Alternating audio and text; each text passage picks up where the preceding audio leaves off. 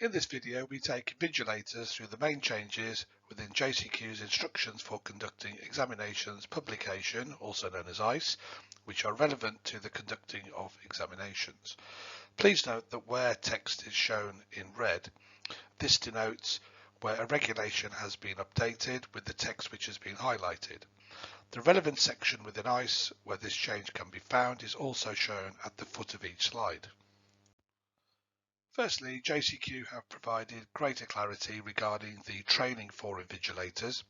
Centres must provide thorough training on the current regulations within the instructions for conducting examinations publication for any new invigilators and those facilitating an access arrangement for a candidate under examination conditions.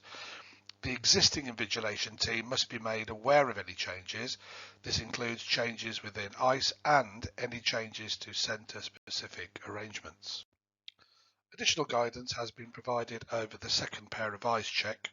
This includes one way of conducting the second pair of eyes check is to adopt an eyes and ears approach. One person reads the information from the question paper packet to the second person.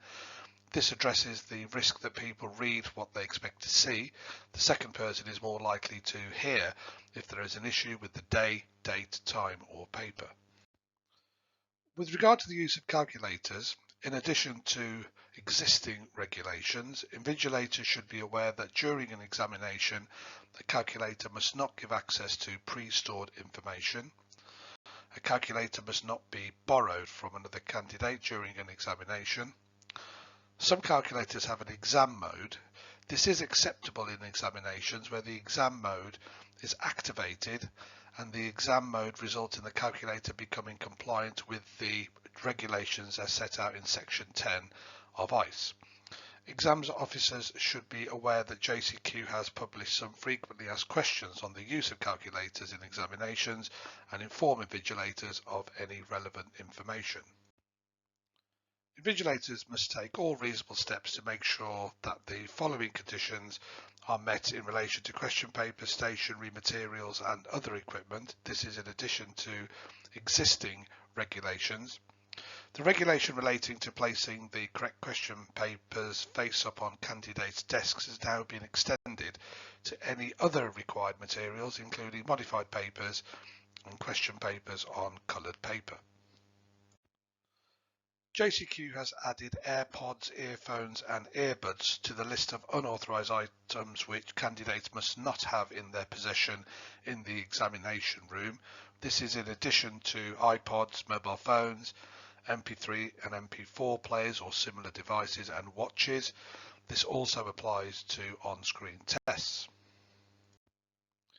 Invigilators must be aware that candidates are under formal exam conditions from the moment they enter the room in which they will be taking their examination or examinations until the point at which they are permitted to leave, and that any malpractice suspected or actual from this point must be reported to the relevant awarding body. Before candidates can start the examination, invigilators must be aware of any access arrangements being provided to candidates they are invigilating. Before the start of the examination, candidates must only write their name, surname, centre number, candidate number and unit or component code or paper details on their answer booklet or booklets or any additional answer sheet or sheets used when instructed during the invigilator's announcement. Invigilators must be aware of the actions they must take and what they must record if a candidate arrives very late for an examination.